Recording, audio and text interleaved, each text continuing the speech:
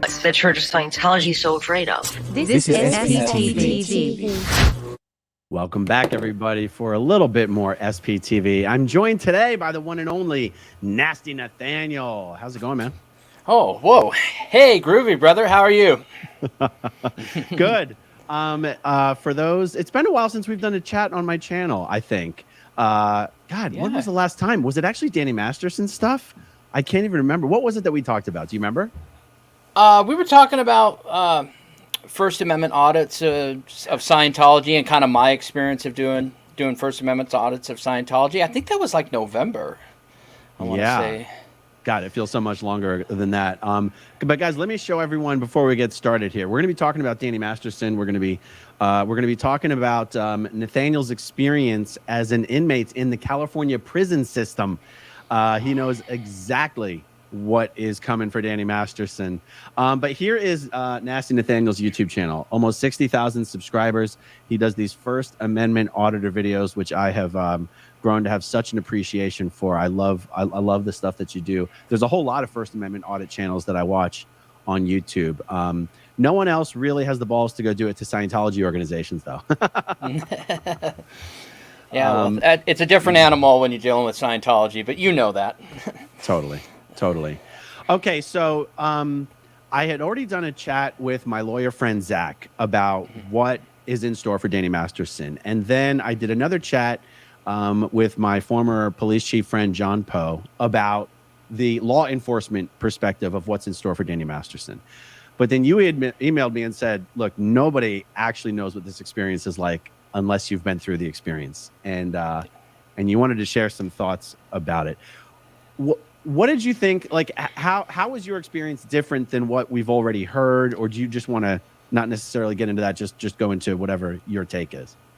Well, I mean, the thing of it is that, and you hit it right, right on the nail when you said it. I mean, unless you've actually been through it, you're not going to know what it's like, because I'll say this, like, being in prison, I mean, it's a completely different world in there. I mean, it's just, and again, unless you've been through it, you're just not gonna, because I hear people talk about, and this is part of the reason why I wanted to discuss this with you. It's because, you listen to these interviews where people talk about what's going to happen to so and so. Like, I remember during the Michael Jackson trial, people were talking about, well, if Michael Jackson is found guilty, what's his time in prison going to be like? And none of these people, these correspondents or whatnot, none of them had ever served a day in jail or prison, so they didn't know what they were talking about. And I'm not trying to suggest that like Zach or John, that they don't know what they're talking about. It's just that, you can't, unless you've been there. It's like I said, it's just a completely different world in there. And that's kind of why I wanted to share my perspective, and especially considering the fact that Danny Masterson's going to do his time in a California state prison, which is where, unfortunately, I did my time more than 20 years ago. So, how long were you in?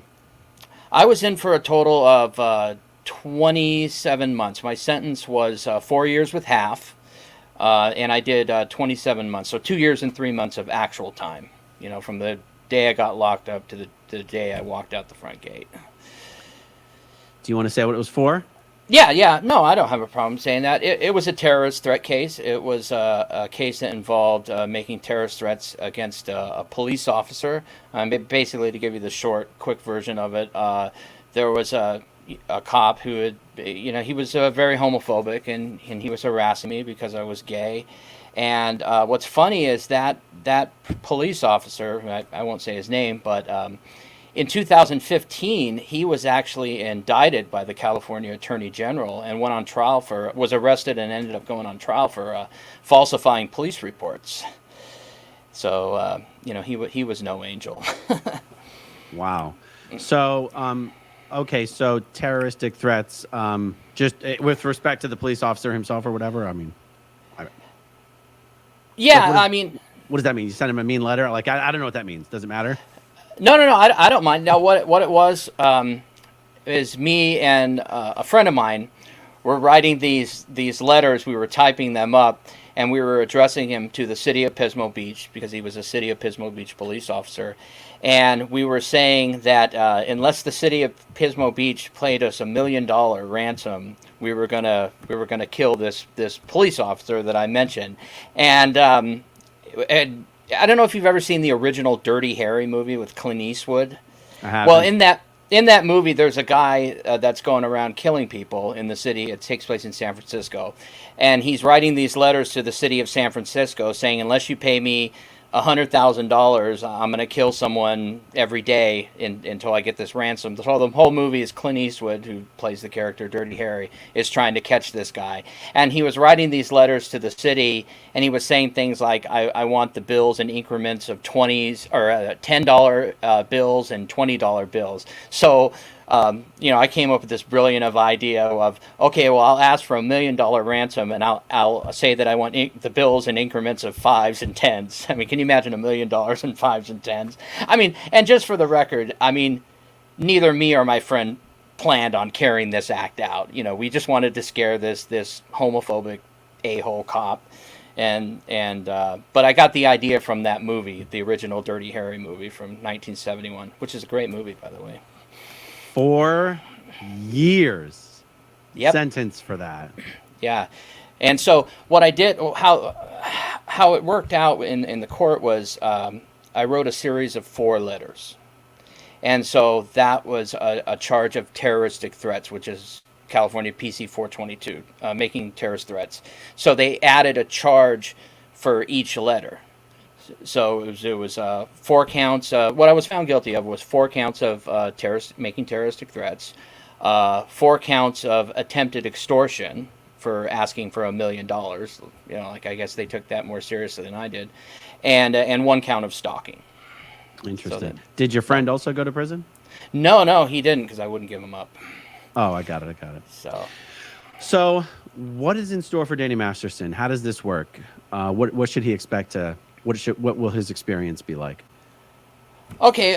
Well, obviously, we all know that he was remanded into custody following the verdict, which is what I expected would happen. I think your friend Zach Morgan even said that he expected him to be remanded.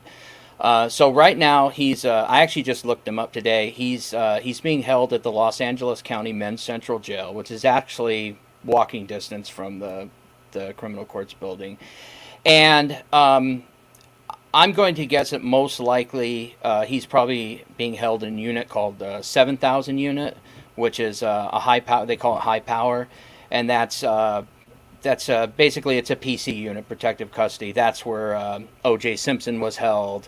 That's where the Menendez brothers, Robert Blake, Phil Spector. So he's going to be held in a PC unit while he's in the L.A. County Jail. Now, I will say this: I didn't catch my case in Los Angeles County, so I've never been in the Los Angeles County jail.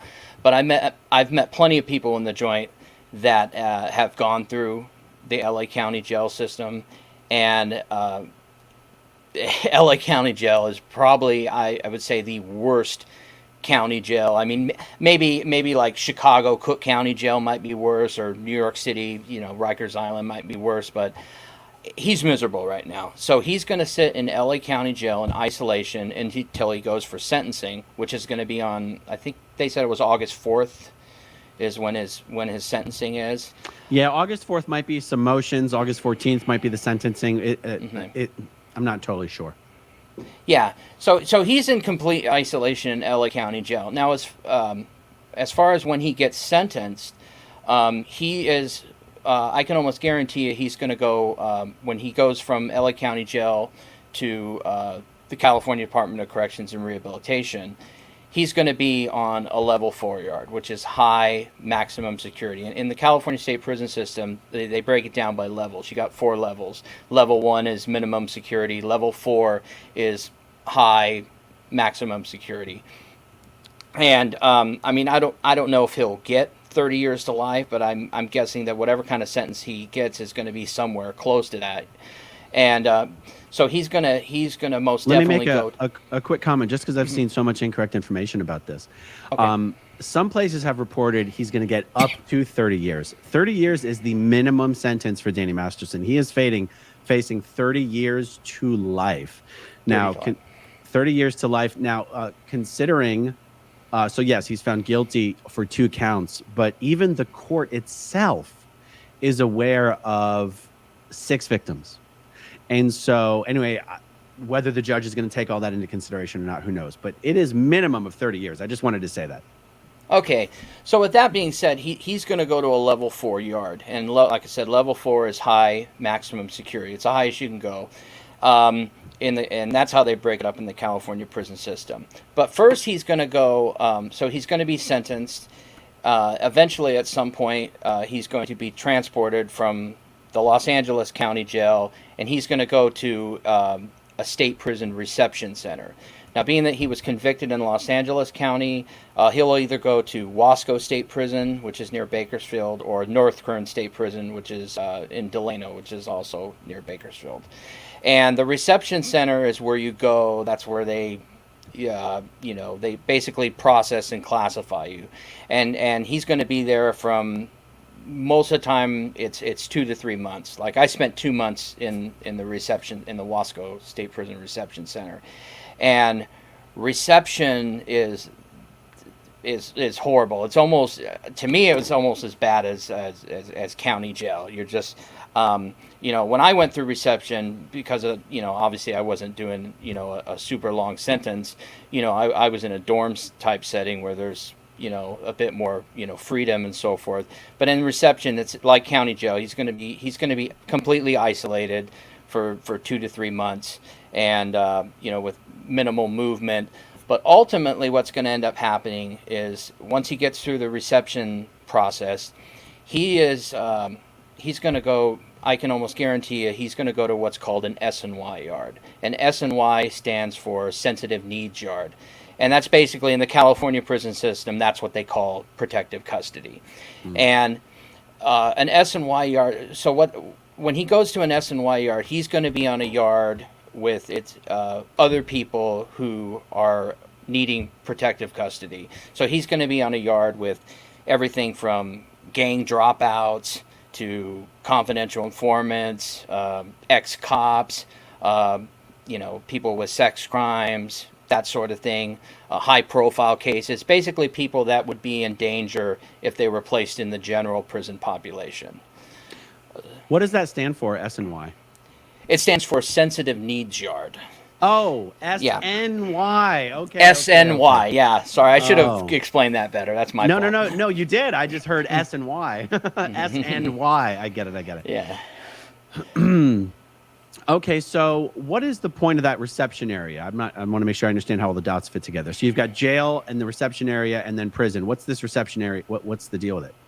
So the reception center is basically, so once he leaves LA County and he gets to, like I said, he's either going to go to Wasco or North Kern. Let's just say he goes to North Kern. Once he gets to the North Kern State Prison Reception Center, he's no longer in the custody of the Los Angeles County Sheriff. Now he's in custody of the California Department of Corrections and Rehabilitation. And so the point of the reception center is they have to figure out where they're going to put him. And they're going to look at the amount of time he's got, which that's the main factor in determining what level he's going to be placed at. And I would bet money he's most surely going to be placed on a level 4. At least he's going to start his sentence off on a level 4 yard.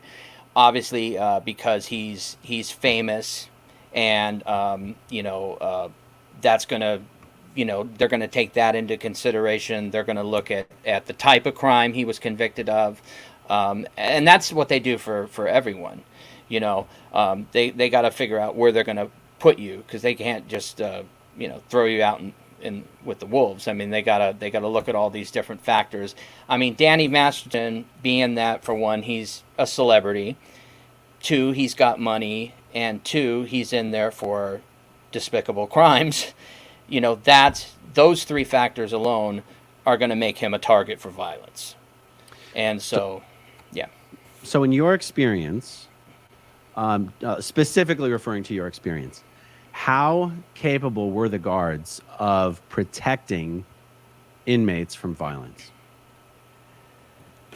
My experience is like, well, okay, I'll give you an example. Like the prison that I went to a place called Avenel State Prison, and I was classified as a level 2, so I was in a dormitory setting. The building, the housing unit that I was housed in, housed close to 300 inmates. I think it was like 295 or something like that, but almost 300 people. And at any given time, there were 3 correction officers in that unit. Wow. With a unit of almost 300 people. Basically, I mean, unless something happens right in front of them, like which that usually didn't happen. I mean, normally if there was going to be a fight or something like that, they people would do it in an area where the guards couldn't see it, or wait until the guards went out on their smoke break or whatnot. So, I mean, to answer your question, I don't think there's much that, I mean, besides from, like I said, placing him on an S&Y yard, it's not like he's gonna be constantly under supervision. I mean, it's just not going to happen that way. Let me ask it a different way, based on your experience. Mm-hmm. You are at a level 2 facility? Yes, I was. So even at that level 2 facility, I don't know if it's a fair assumption to say that the lower the grade of the facility, the lesser the propensity to violence or whatever. I don't know what the truth is there. But how common was violence in the facility that you were at? I wouldn't say it was super common. I mean, typically, like, there was, because the building was kind of shaped like a horseshoe, and then you had like A side, B side, C side, and there were 2 tiers, and they were all filmed with dormitories, and they were like little cubicles, and there would be like 5 bunks in one cubicle, 5 bunks in the other, and then the guard station was in the middle, and then there was like a day room with a A side TV area, C side TV area, showers in the middle. So typically, if there was going to be a fight, you'd take it to, like, there was a designated area that the inmates had called Dorm 1, which they called the Thunder Dorm. What you were supposed to do is go in the Thunder Dorm, and that dorm was kind of off in the corner where, the COs, which are the correctional officers, the guards, couldn't really see it. And typically that, and not only just that, like, prearranged fights, like if someone had an issue with somebody or whatnot, hey, go in Dorm 1 and take care of it. Typically, too, if someone was going to get jumped, they would try to, wait until that person got into an area where, it wasn't real visible. I mean, obviously, like if someone was going to try to jump Danny Masterson, they're not going to do it right in front of the guard station. They're going to wait until he gets into a vulnerable spot. Like if he goes into the restroom or to take a leak or something like that. So he's definitely going to be, and despite the fact that, like I mentioned earlier, he's going to be on an S&Y yard still, he's still going to be a target. Because, yeah, it's S&Y, it's PC, it's supposed to be relatively safe. Still, he's like I said, he's going to be in there with ex-gang members and people. And just typically, people in prison don't, and this is pretty much common knowledge, don't like sex offenders. Sex offenders are considered the lowest of the low. And, so he's definitely going to be a target. I would say probably, my guess is going to be within the first year. Something's probably going to happen to him. I'm not saying he's going to get killed or anything like that, but somebody's probably going to try to do something to him. I mean, look at what was that guy? Subway guy, Jared Fogle. I mean, what was it, like the first month after he arrived at the federal prison that he's at, he got jumped. So I have a question every time I see people mention the likelihood of him going into solitary. In the TV shows and the movies, you see solitary used as a form of punishment. The idea of using solitary as a form of protection, I guess, seems a little crazy to me. I mean, the research that I've heard cited time and time again is that it's solitary is one of the worst things you can do to someone, would they really do that to protect someone? Do you have any experience with that? Well, the only way that somebody goes to solitary in prison, they call it the hole. And the hole is it's weird because it's also used as a form of protecting people who may be in danger, or inmates who may be in danger. But it's also used as a form of punishment. Like if you get in a fight, they're gonna roll you up and throw you in the hole. But the hole's just a temporary thing. Like, for example, let's say, Danny Masterson gets to the prison, whatever prison they ultimately determine he's going to go to, let's say Corcoran or wherever. He's going to go to an SNY yard.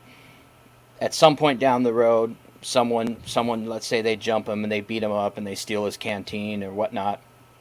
They're going to roll him up. They're going to send him to the hole, which is solitary. And he's going to end up back out on the yard. It's not like they're gonna throw him in the hole and be like, okay, well, this is where you're gonna stay for the next 30 years. They're gonna put him in the hole. They're gonna they're gonna do an investigation to find out what happened, why was he attacked, who did it. They're gonna talk to other inmates on his block to try to find out if anybody saw anything. And being that he's on an SNY yard, which is full of snitches and informants and stuff, somebody's gonna tell. But the point I'm making is ultimately he's going to end up back out on the yard again. Maybe not necessarily that yard. They may put him on another yard within the institution, or they may ship him to another prison if that's what they decide to do, depending on the circumstances. You mentioned something about the length of time a person is set to serve is one of the main factors they take into consideration when deciding where to put people. I wondered about that. Whether it was the type of crime, the severity of time, the length of the sentence. I mean, I guess length of the sentence is probably correlated to severity of the crime. So considering he's looking at many decades and considering he's guilty of a violent offense, he really is going to end up being in pretty much the worst place you can be. Yeah, I mean, level 4 is the most restrictive. As far as, level 1 is just minimum security. Those are like camps. There's either no fence, or if there is a fence, it's like goes up to your waist. There's no razor wire. Level 2, like, which is where I went, are open dormitories but the main difference between a level 2 and a level 1 is a level 2 has a secured perimeter. There is an electrified fence, there is guard towers. You can't just walk away like you can at a level 1 yard. I mean, people walk off level 1 yards all the time. And then level 3 and 4 are, cells and more secured setting. So he's definitely going to start out on a level 4 yard and until he gets his points down, because every year your points drop depending on So explain that to me, because I don't know what that is. Okay, so he's going to start out on a level 4 yard. Eventually, at some point, maybe 4 or 5 years down the road, when his points drop, he's going to... No, but I don't know what points means. Okay, points, I'm sorry. Points is like the number of points you're assigned when you enter prison determines what level you're going to go. And again, that has to do with the length of your sentence. And they also look at other things, too, like were you married... gang affiliation, obviously, I mean, he's not a gang member. Do you have past criminal history? Things like that. And every year, your points drop, because that's more time off your sentence. And also, too, like if you've participated in certain programs in prison, those might cause your points to drop. But the longer you serve, eventually your points are going to be reduced. And then let's say eventually he's going to be able to drop down to a level 3, and then eventually at some point he's going to be able to drop down to a level 2. Like the prison that I was at, Avenal, even though it was a level 2, you had people there serving life sentences. Like the guy that slept right next to me was this older guy from New York. He was doing 15 to life on a second-degree murder conviction. But the guy had been in 12 years. So he was already at the point where he was getting ready to go before the parole board, and he had a chance to get in. But he'd been in the system so long that his points had he was able to drop down to a lower level prison, and eventually that will happen to Danny Masterson. Interesting. You mentioned whether a person was married. Does that count in your favor or against? Oh, it counts actually in your favor. If you're married, I mean, I guess that shows like a more stable home life. Like I remember meeting one guy in the reception center. He was a young guy, and he went to see his counselor. And that's another thing too. When you're in the reception center, eventually you go see what's called your counselor, and they ask you things like, okay, like one of them is, what prison would you like to go to? And you get like a first or second choice, which is totally ridiculous because nobody ever goes where they ask to go, and so, and anyways, this young guy that I met in there, his counselor told him that he was, based on his points, he was going to go to a level 2 yard.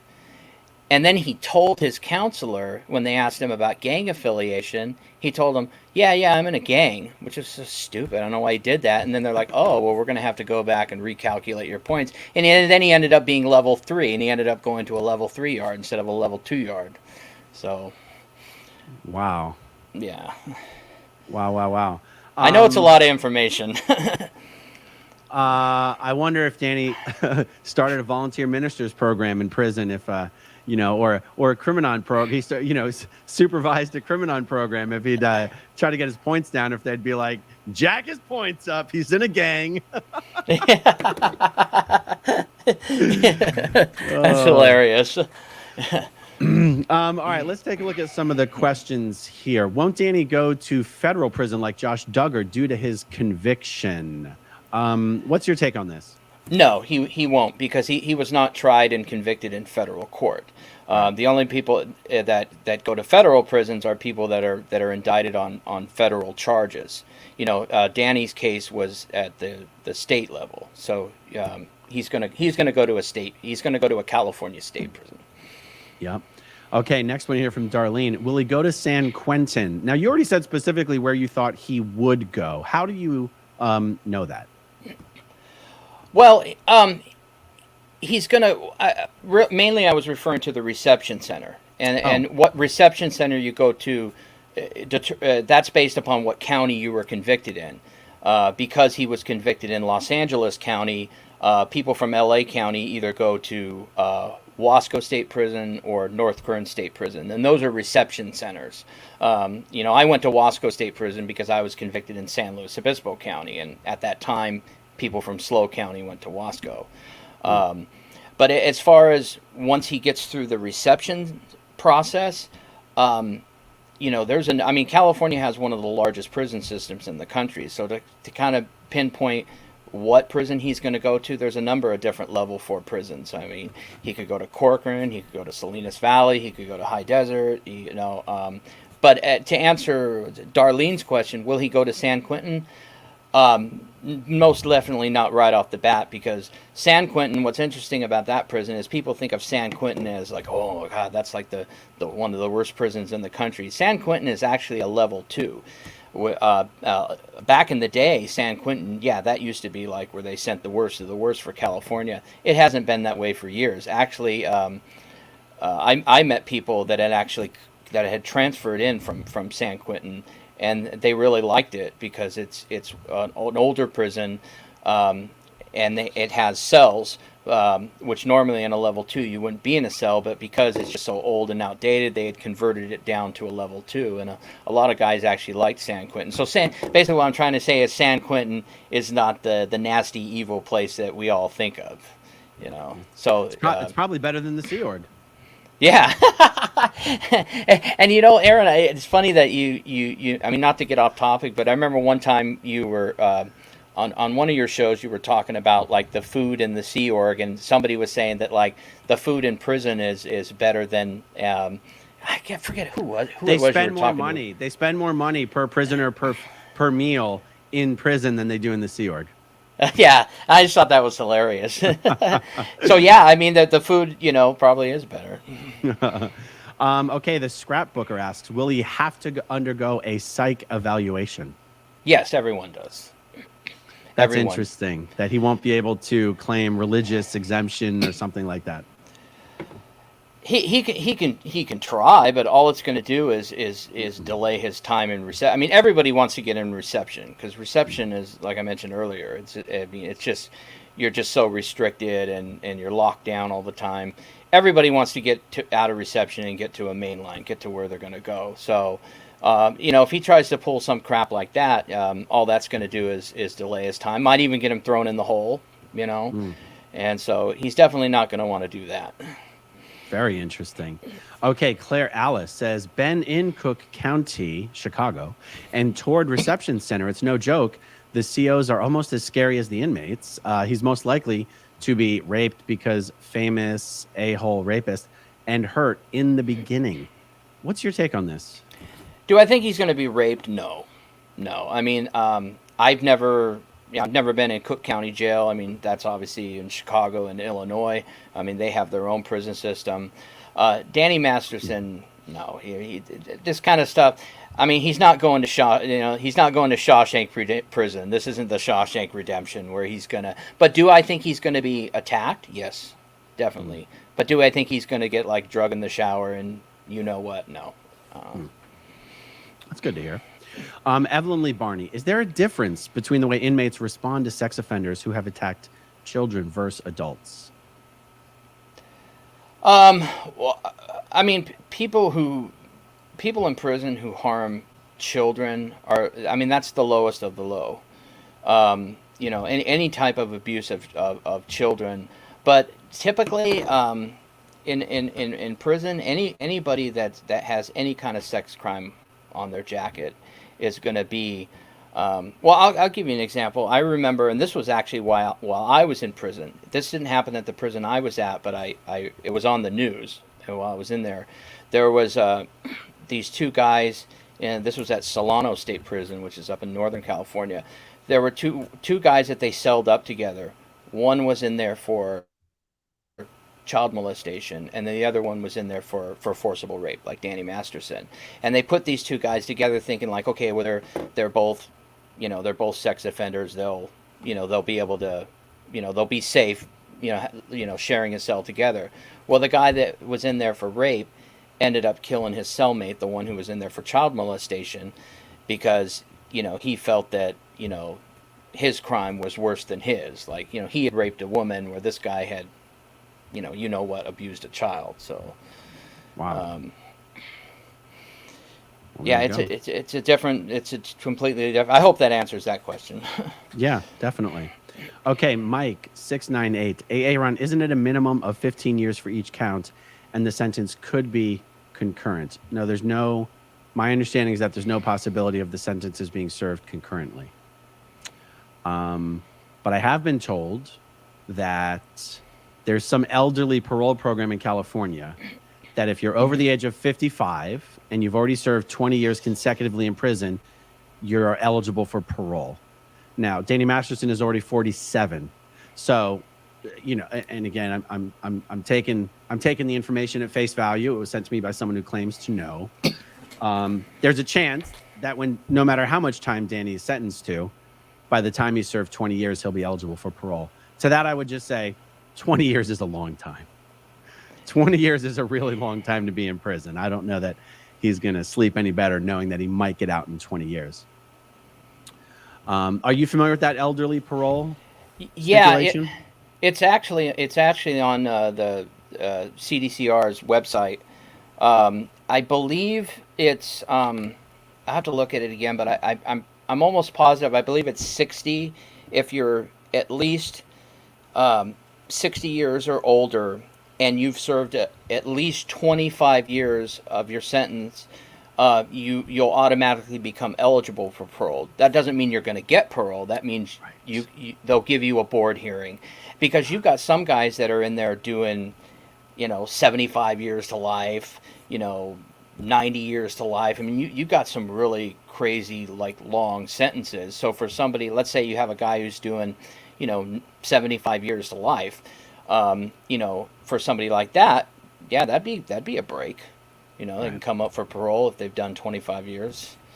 Yeah. But that's actually on CD. I have actually seen that on the Department of Corrections website. It does have a thing about that on there. Okay. Dave Owens says he may end up in the state prison in Lancaster.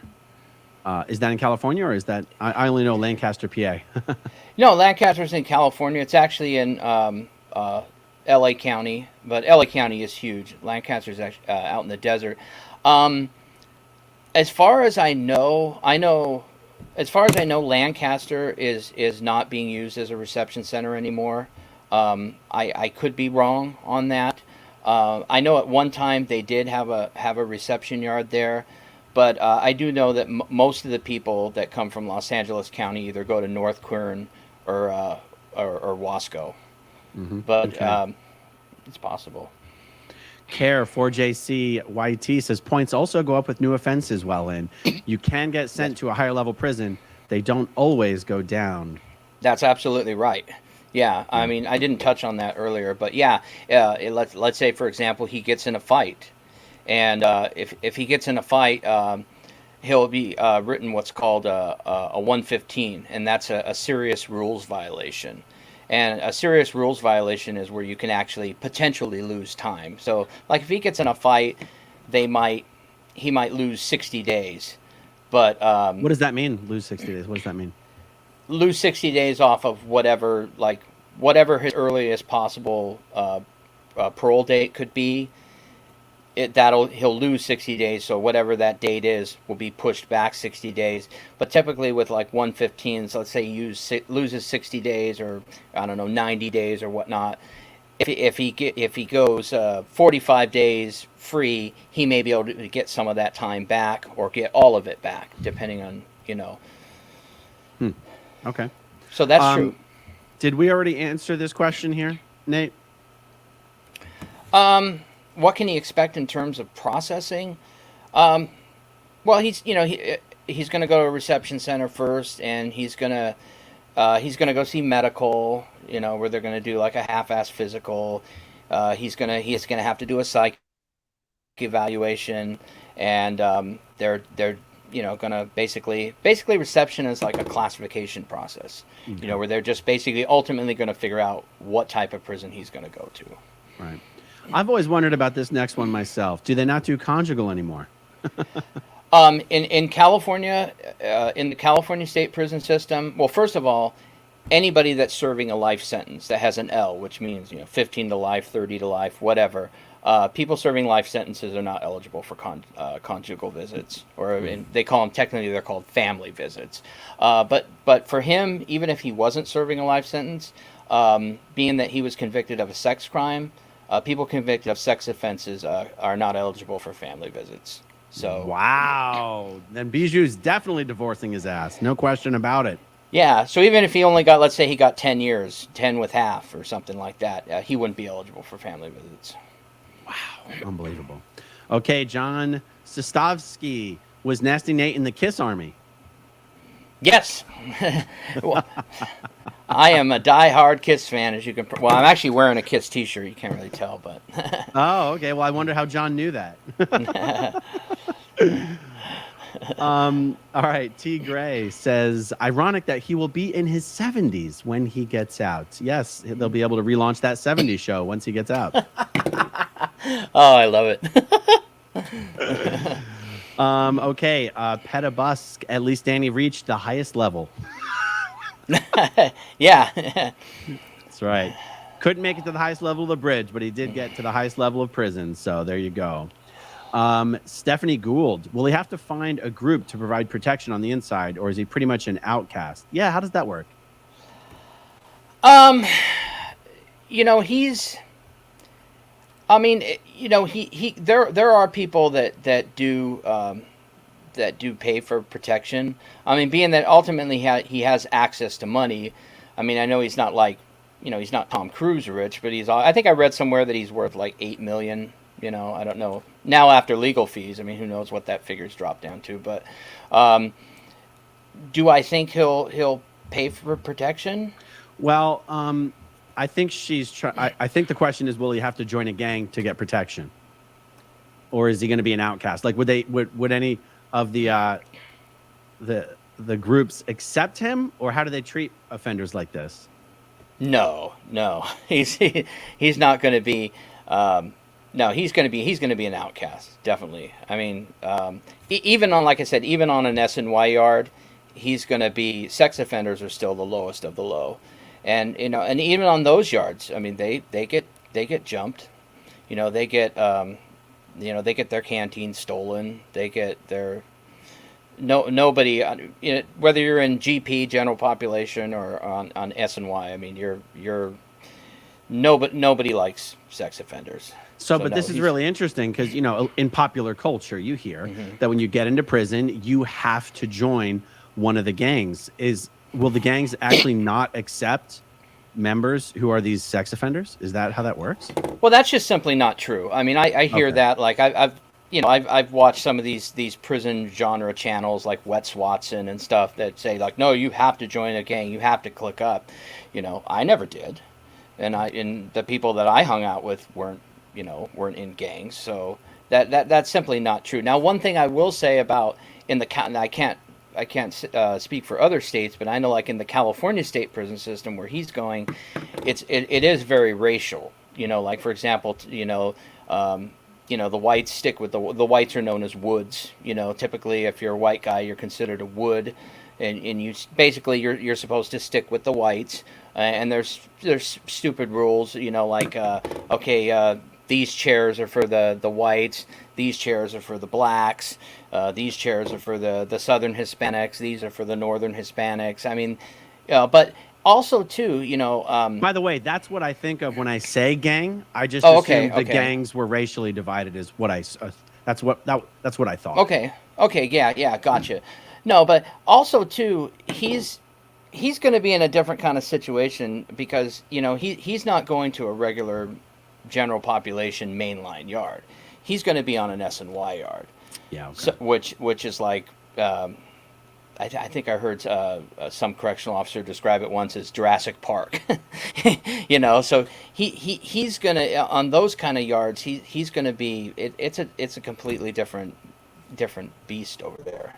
So and he's definitely not going to general population. There's no way. Okay. So Falconator 51 said, I honestly thought that was Phil Anselmo from Pantera in the thumbnail. I haven't even seen the thumbnail yet. It's the photo. It's the photo you sent me of yourself in prison. Oh wow! Yeah, I can't wait to look at that one. Wasn't I better looking back then? Your words, not mine. Okay. Claire Alice, I hear California jails, prisons are extremely racial. Is that true? If so, how do you think that would play out for Danny? Yeah, there you go. You answered that one. Yeah. Bada bing, bada bing. And we answered this one as well. Calico 26. Can he get out of a psych evaluation? It sounds like it wouldn't even be in his benefit to try and get out of it.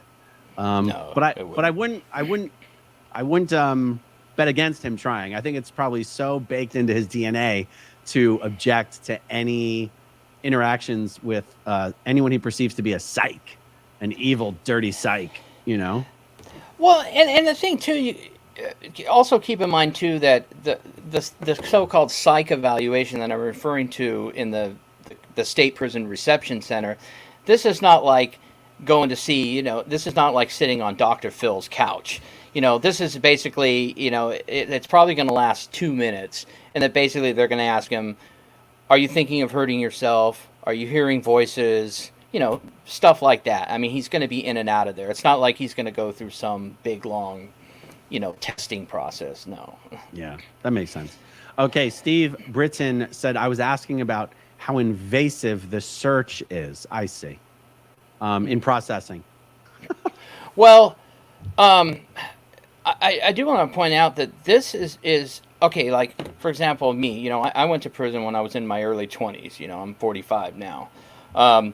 And even for me, obviously I don't come from extreme wealth. I'm not a celebrity. But from, going to prison, I mean, that was, Aaron, I mean, I cannot describe, like everything from like the ride in the van going from the county jail to the Wasco State Prison Reception Center to arriving at Wasco, going through the Sally Port. Like the first area you go into is it's called R&R. R&R stands for receiving and release. Anybody that comes into the prison, comes out of the prison, goes through R&R. So that's going to be when he gets off the bus or the van. The first building he's going to go into is R&R, and the first thing they have you do is you strip down, and so he's gonna have to strip down. He's gonna be naked as a jaybird, and he's gonna have to bend over and cough and squat. I mean, and I'm not trying to make a joke out of it. That's like the first thing you do when you enter R&R, and it's so for me, like I said, I'm not a celebrity. I don't come from wealth. I obviously haven't lived the kind of lifestyle that Danny Masterson has lived. And it was a shocking experience for me. So for somebody like him to go from the kind of life that he's led to going to the life that he's going to live for the next 20 or 30 years, he is going to be in, I mean, obviously I don't have his brain, but it's going to be an extremely shocking experience for him. I mean, that first day in prison for him is going to, I mean, he'll never forget that. That's gonna stick with him for the rest of his life. I mean, I remember it clearly, like it was yesterday. You know, just the fear, the rage, it's, man, I just thinking back on it. So for him, yeah, I mean, he's gonna be in a world of shock. Yeah, I can't. But he deserves it. Yeah, I can't even imagine what that would feel like. But yeah, for him. The culture shock. I mean, yeah, that's putting it mildly. Okay, Eagle Eye, 29. Has Danny had any martial arts training? I heard his Donkey Punch Bunch was into Fight Club brawls back around 2003, 2004. I don't know. No information. Last one here, Claire Alice. Is Danny still considered a Scientologist? Are medications required if diagnosed by eval? If so, would Scientology auto-declare him SP? Great interview, Aaron. Such a good idea. Okay, so you mentioned that this seeing the counselor or the therapist or whatever, it's like a 2-minute thing. That's not like they're not writing any prescriptions in that interview, are they? No. I mean, unless he was to go, which I don't think he's going to do this, but unless he went in there and told him, hey, I'm hearing voices, or let's say, he's having trouble sleeping. Like one of the big things when I was in prison was, there were certain guys that would try to get on meds like Seroquel or what's that other one, Trazodone, so they could sleep their time away. I mean, there were the guys that would do that, and these are guys that didn't necessarily have mental illnesses. They would just try to get on these meds because they wanted to be high or they wanted to sleep their time away. But I don't think Danny Masterson's gonna do that. Nah, man. I think it's gonna be the volunteer ministers in charge of what's one of the prisons he might. If you had to just bet, what's one prison he might legitimately end up in? If I had to roll the dice, yeah, I'm gonna put my money on he's gonna go to Corcoran. VMIC Corcoran, Danny Masterson. Put your money on it. I'm going to guess Corcoran. Yeah, volunteer ministers in charge, Danny Masterson. Corcoran. Okay, so let me see. Also, you wouldn't get auto-declared for being taken a medication. You would be declared an illegal pre-clear. He's still going to be declared PTS type B, in my opinion. I genuinely still feel that Danny Masterson will not be declared a suppressive person, because that way his family won't have to disconnect from him. Scientology doesn't want to lose all of the Mastersons. And the Mastersons, let's just give them the benefit of the doubt that they have convinced themselves Danny is innocent. I think if they actually thought he was guilty, they wouldn't have actually shown up in court for him every day. I'm just giving them that benefit of the doubt. Let's assume that they've convinced themselves Danny's the victim of a grand conspiracy orchestrated by Leah Remini and a bunch of dirty SPs. So Scientology wouldn't want to make Danny's family disconnect from him at this point, because then they would risk losing all of them. That's at least my 2 cents on it. Okay, E.G. Johnson. My religion says I cannot interact with psychiatrists, prison guards, or prisons, so I guess they got to let me out. Exactly. Okay, so what about shaving his head? Are they still doing this? So in one of the earlier interviews, Nate, one of my guests said they don't do that anymore. Is that what's your take on it? Well, no, they don't. They used to have what's called they called it and again, I'm relating this to California. In the California State Prison, they had what are called grooming standards, where your hair had to be. You couldn't have hair covering your ears. You could have, a short mustache, no beards, no long hair. But I want to say it was, it was late. It was December of 2005. They did away with the grooming standards, and I know this because I actually went back to prison on a parole violation for absconding, and but I was actually there when they and it was some kind of it had something to do with. The Native American Indians, the Native American inmates had filed some kind of lawsuit saying that it violated their rights somehow. So, ultimately, California did away with the grooming standards. So, as of now, I mean, unless they've changed it, I mean, I haven't been back to jail or prison in a long time. But there's no grooming standards. So he's not going to have to shave his head. He might want to. He might look a little too delicate with all those curls flopping around like that. I love it. Lisa Marchbanks, Dragonfish Handmade Goods. Laura Prepon could tell him about prison. Indeed. And last one we've got here. I went through Orange County Jail. He will be level 3. Why do you think he's saying he'll be level 3? I don't. Russ is one of the other guys who emailed me and said that he's been to California prison and wanted to give me all the 411 on it. Okay.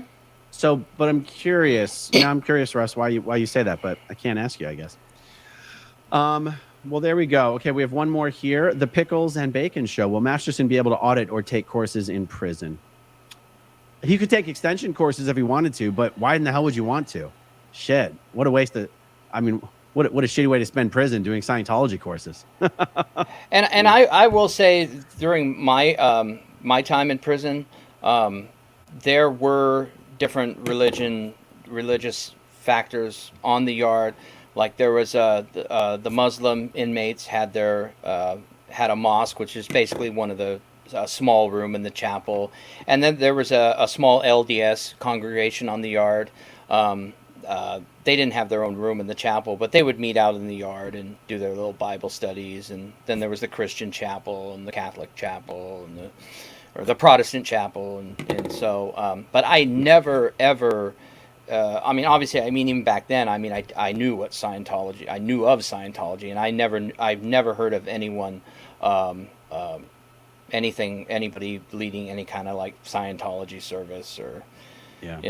God, there's less than 20,000 Scientologists in the world, and I don't. Yeah. Exactly. How many make up what kind of population they have in the California prison system? Exactly.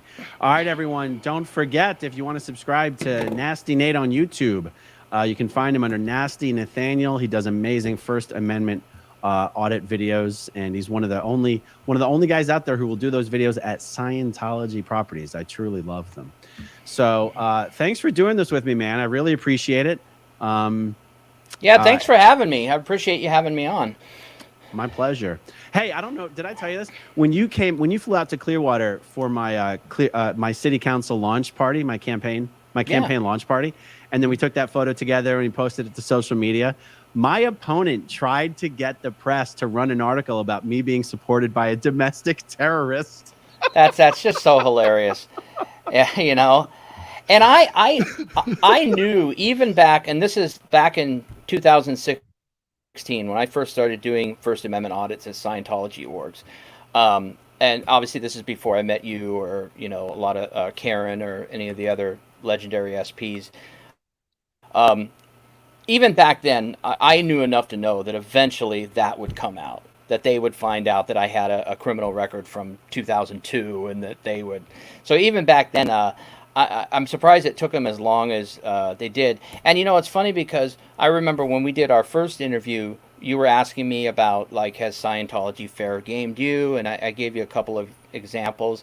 But one of the things that I failed to mention was that they had put me on a hate website. As far as I know, yours is the third one they put me on. There was one other one they put me on. And I remember they had a smear website called the Ortega Bunker. You know, obviously Tony Ortega has the underground bunker. Well, they had one called the Ortega bunker, and there was like a section for Claire Headley, a section for you, a section for Graham, and they made one for me, and they put like some link to my court case, and I mean, it was just so laughable.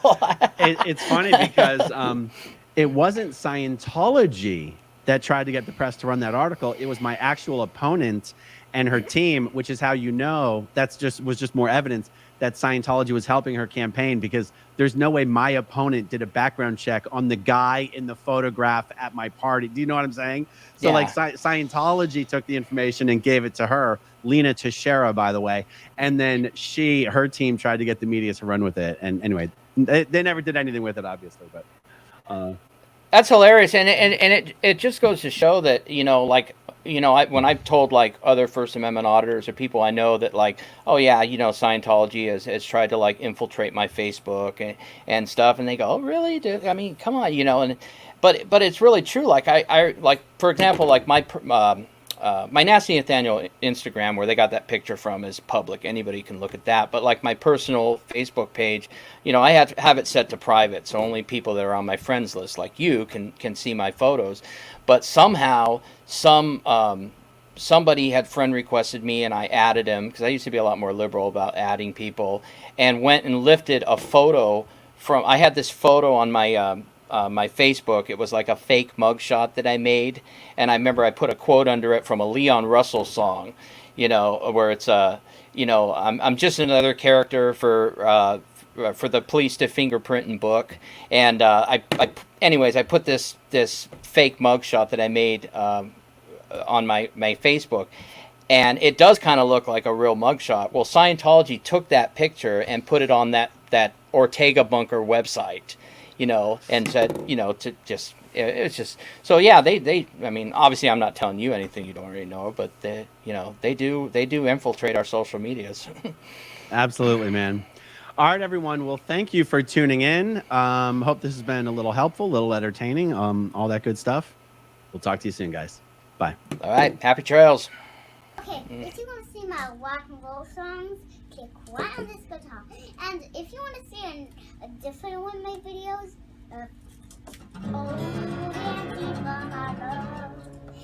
then you could click right inside here.